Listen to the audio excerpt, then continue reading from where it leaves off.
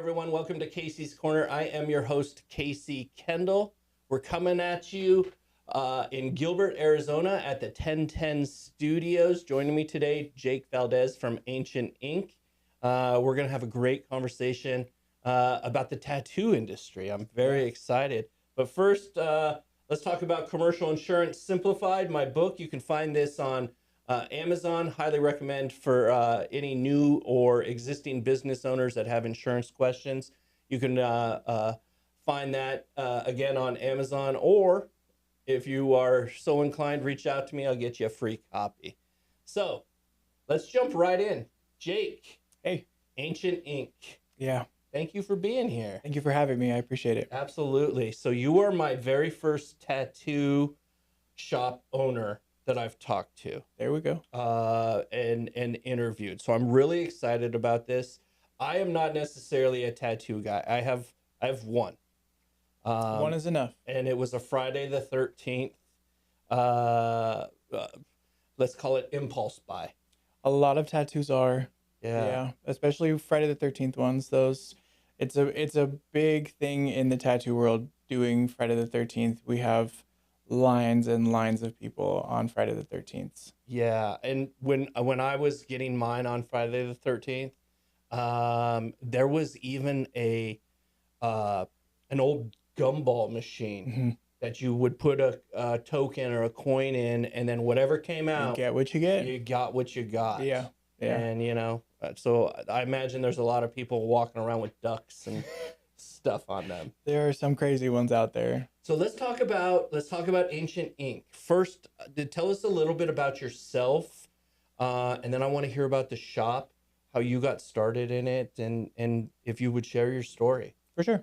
I was born in California. I spent a couple of years out there, and then my mom, when I was real little, her and my dad moved us all out here. It was kids raising a kid, honestly. My parents had me when they were just 16. Wow. So we all watched each other grow, and I grew up with them as they grew into the adults they are today.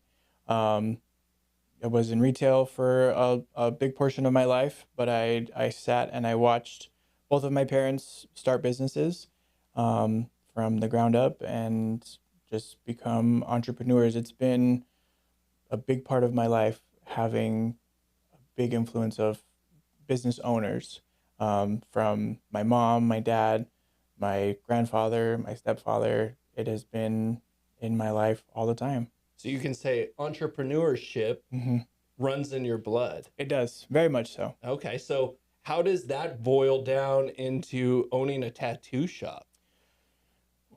Owning a tattoo shop, and unfortunately not being an artist, it makes it a little weird for being in the industry. Not doing the work, but having artists underneath me do the work for me, I think makes it better, because my artists can focus on the craft that they love to do, and I take the brunt of the work. I take care of the bills, the cleaning, the handyman work, where as if they were to own it in their own world, they would have to take care of that as well. So they are more focused on the artistry and perfecting that every day, and they don't have to worry about the nitty-gritty portion of it. It's that give and take of it's like every other business. You're running a business, you're networking, you're making sure that the operations and those artists really become, well, if they're not worried about that, then they're free to focus on their art. Promoting what they do is the biggest thing that I ask them to do, and just be phenomenal artists, which they are. Tell me about your artists. Do they have specialties? Is there something where they're like, oh man, I love doing this kind of tattoo on this part of the body? They both of my artists, one of them, Paul Patrick, he's been my longest standing artist. He's been with Ancient Ink for 2.5, almost 3 years now. He specializes in anime, a lot of color work, and really anything that you can throw at him, he can take a stab at it and just do it to his perfection, honestly. He specializes, like I said, in anime work. He can do fine line, he can do bold lines, really bold colors, um, anything imaginable. He'll bring it to life. My newest artist, his name is Manny. He's been with us since December. He is a recent Navy veteran. He served 10 years in the Navy, and was just last month he was honorably discharged, and so he ended service there. And he does a lot of fine line. He does a lot of American traditional. A lot of the work that I have on my arm right now is work that he's done. No, that's pretty new. This was done yesterday, actually. Wow. Yeah, we did an impromptu tap out session, and so in between other clients that he had throughout the day, we would sit, and it made it a little bit hard because it wasn't all just one fell swoop and one go. I would stop, and he would tattoo somebody else, and then I'd sit back in the chair again in between doing those. So American traditional is something that he likes to do a lot. Big bold lines, color in it as well. He will do anything that is thrown at him. What's the best way for an individual to prepare themselves to get a tattoo? You just do it. Honestly, like you need to know what you want, but you can also consult with the artists to bring it to life and have them put their flair on it. Preparing for it, just eating a good meal so you don't pass out, bringing snacks and headphones so that you are entertained for the time that you're being there, whether it's a gigantic piece that takes hours and hours and hours, or something real simple fine line that's done in 30 minutes. I think over the last, I don't know, let's call it 30 years. I'm an old guy. Tattoos have seemed to become more mainstream, more Definitely. socially acceptable. Mm-hmm. I remember if you had anything below your shirt line, you were, get ready to work minimum wage. you were looked at as a thug or as a troublemaker. You didn't really fit into society because your skin was tainted. But nowadays you see healthcare professionals, doctors, nurses that are blasted with tattoos. Anybody and everybody can have a tattoo nowadays, and it's art now, and it's not looked down upon as, ooh, what is that? Why did you put that on you? It's like, no, this is a work of art. This is something that I spent a lot of time thinking about and planning. Or on another hand, I just did it because I wanted to. Well, so I was going to ask you, how many people, what do you think the give and trade of someone who might just randomly walk in and pick something off the wall versus I've had my heart set on this, and I've finally come to this, and now I'm ready? Some, like off the wall, it's an impulsive choice. Like, oh, I was out with, my girlfriends, or I was out at lunch and we talked about getting a tattoo, and you come in and you get a flash tattoo that's just on the wall. It'll take 10, maybe 15, 20 minutes to do it. And then you tell a story behind it. But on the other hand, something that's planned out and that is huge, a back piece, a leg sleeve, an arm sleeve, those take months of putting it together and planning. And then you sit with the artists and you have them kind of tweak it a little bit and make it so that it fits on you. But a flash is more impulsive, and then big pieces are planned out. Do you see a lot of artists doing like a freehand? Is that rare, or is it more of that transfer of an image onto the skin, and then that process begins? I don't want to say trace.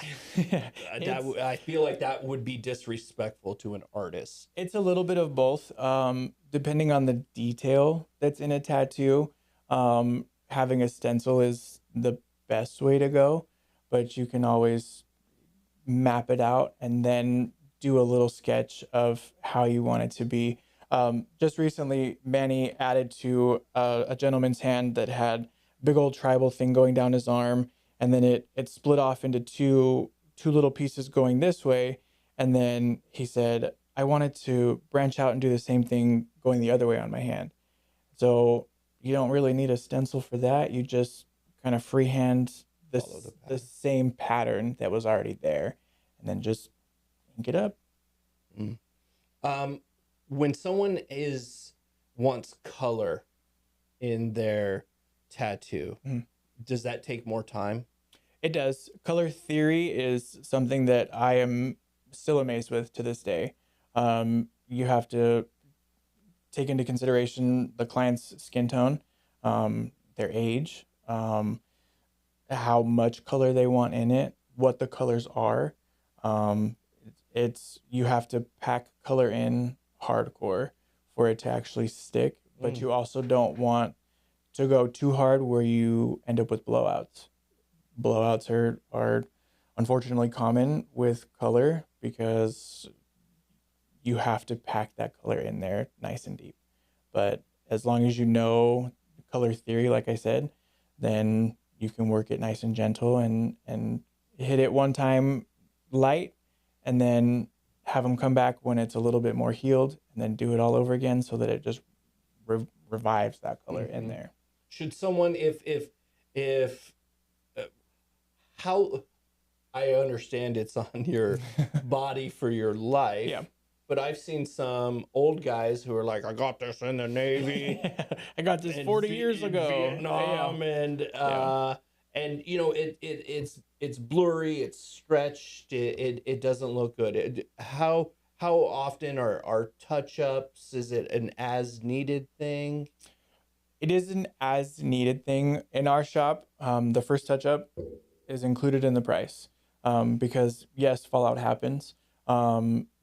Your skin might not take all of the color or all of the lines immediately in that first session. So you would need to go back and just have it just retouched again. Have if it's a big color piece, have color put back in it.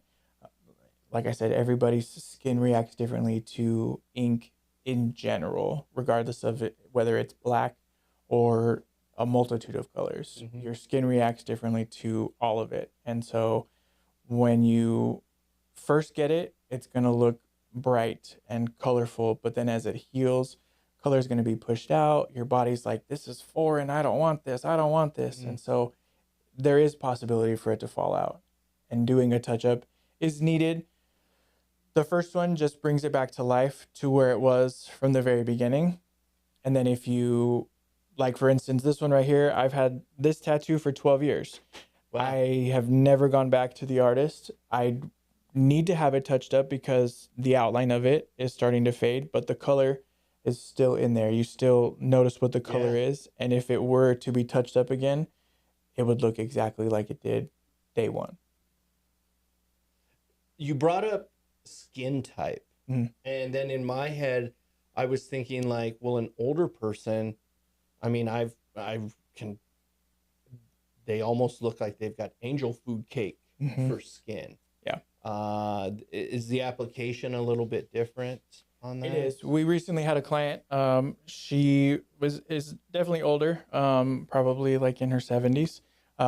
She came in and she wanted a little paw print on her wrist right here. And immediately when the needle hit the skin with the first stroke of the line, she started to bruise. With elderly people, their skin is wrinkled, and so you have to stretch it more and take that into consideration where it's going to sit and how much you stretch the skin with the tattoo there. If when you let it go, is it going to look right? So it's hard, unfortunately, to tattoo an older client because their skin is so fragile. They bruise easily. When you stretch it, it might not come back to the original spot and look like you imagined it to be. We're gonna take a break right now, but when we come back, I want to get into a lot of the shop operations and talk about cleanliness and taking care of a tattoo post session, and those things. So let's take a quick break, get a word from our sponsor, Prosperity North. Cool. Commercial insurance can be complicated, and most business owners don't realize they're exposed until something goes wrong. At Prosperity North Advisors, we work with all types of businesses: startups, established companies, sole proprietors, and teams from 5 to 100 employees. No matter the size or stage of your business, we can handle it. We specialize in assisted living, pest control, and service-based businesses. We know exactly how to handle your risk. Fleet of vehicles, we can help. Work comp challenges, we got you. State or vendor compliance, same day turnaround on your documents, guaranteed. And in most cases, we're helping clients save 15 to 20% while actually improving their coverage. So if you're not 100% confident in your business insurance, it's probably worth a conversation. Prosperity North Advisors. Our mission is to protect your prosperity. And we are back. Thank you very much, Prosperity North Advisors. For all your commercial insurance needs, please reach out, and they'll take great care of you. Jake, let's get back to the conversation. And where we left off was really talking about the business side of it. I'd like to talk about like safety and cleanliness. You know, you've got the transfer of blood. So tell us a little bit about what that operation looks like and how that's handled within a tattoo shop. My artists are bloodborne pathogen certified, so they have taken their courses on the safety of transferring blood from the client to themselves and how to avoid that, making sure that their sharps, their needles go into a sharps container to be disposed of properly and not cross-contaminating their workspace. Sterilization is a huge key factor, not only in tattoos, but in piercings as well. Piercings, you have to make sure that you don't stab yourself with the needle that you're piercing your client with, as well as changing your tattoo needles from one style to the next and making sure that your sterile field stays sterile. Is there anything, we haven't talked about piercing, but it intrigues me. I had my tongue pierced back in college for about a day and a half. Ooh. And it was so dumb. I was done with mine. I got braces put on one morning, and later that night I went and I got my tongue pierced, and my mouth was not happy with me. I woke up with like, what have I done to myself? And it lasted about a day and a half, and I swallowed it. Oh, I swallowed the stud. That's the craziest thing. I had my tongue pierced for probably 10 years, and not a single time did I ever swallow it. But I have heard several people be like, oh, I woke up and it was gone, and it's not in my bed, so I must have swallowed it. Like, how did you not? I called urgent care. How did you not feel that? They said it would more than likely pass it. And I thought, okay. Yeah. So I'm still alive 25 years later. Yeah. Most of the people that have, they're like, oh yeah, I'm still here. I swallowed it last night and I'm okay. Is there anything that can't be pierced? No, not really. What's the oddest thing that you have pierced? Me personally, I haven't pierced, but watching it be done, the weirdest thing,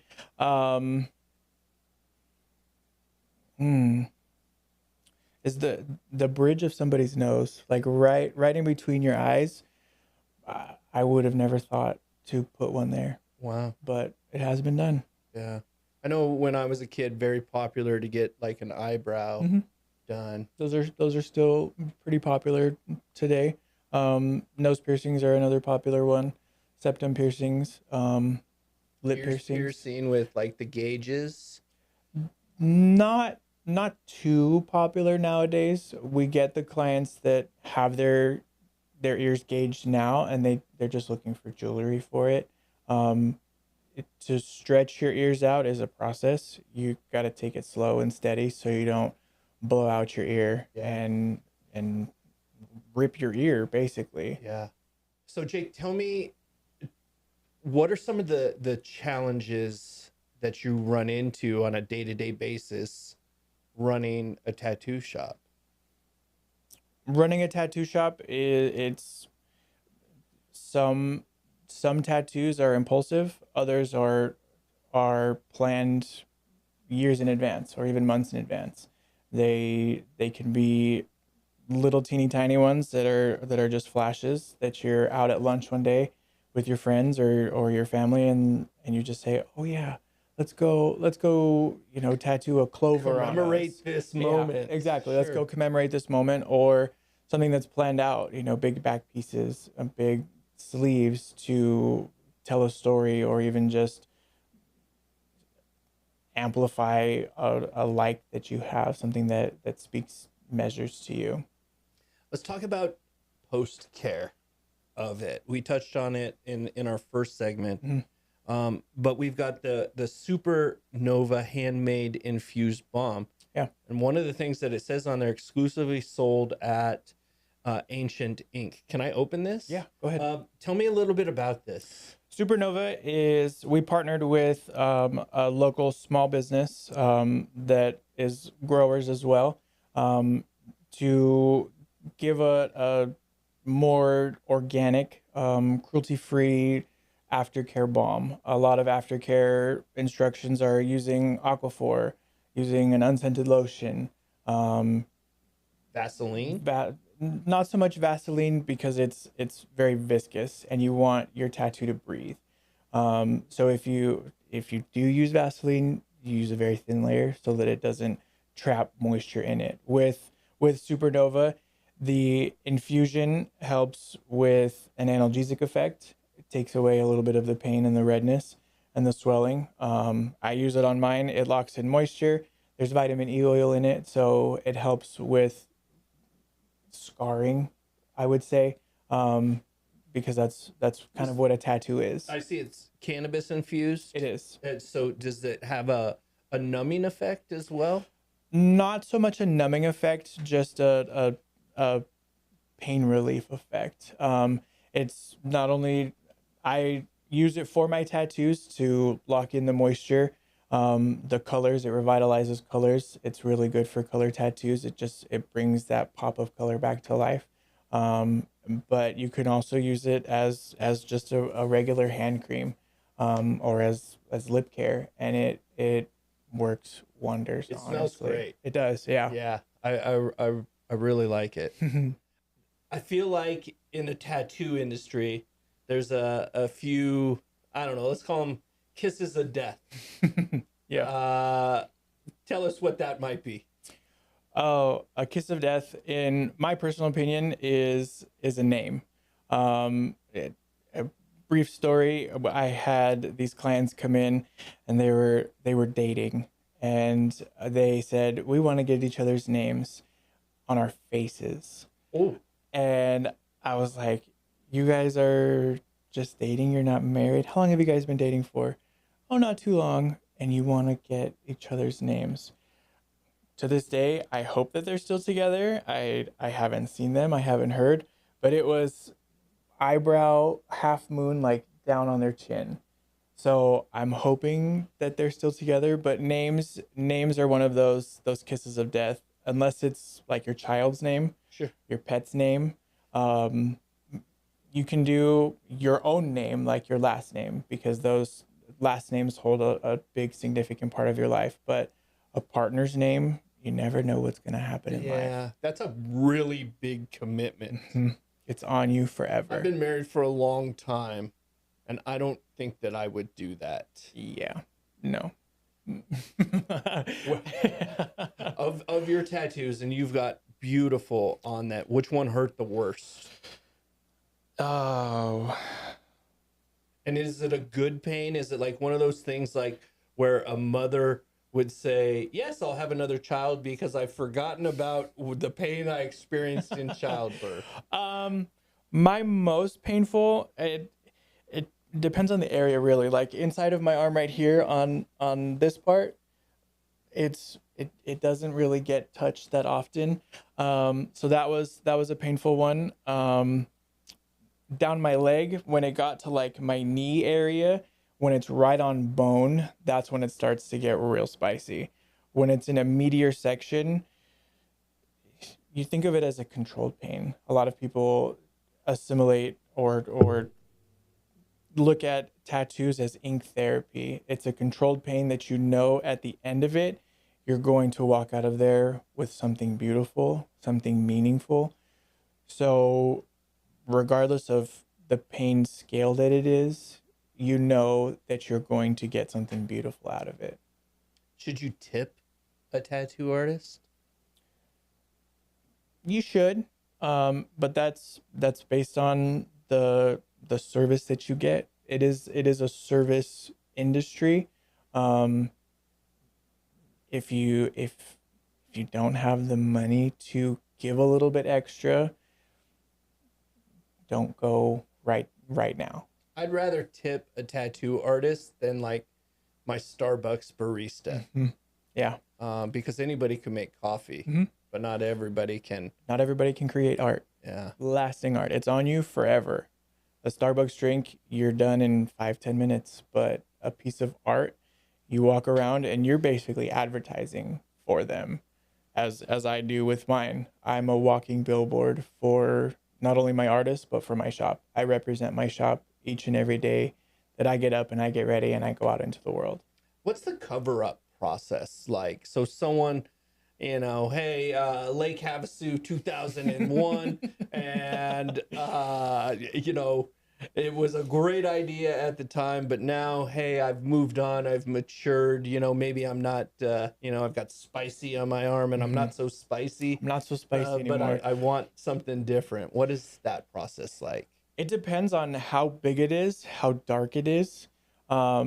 Because if you want to cover up something that is full black, it's just going to turn into more black. You would have to box it out and get it blacked.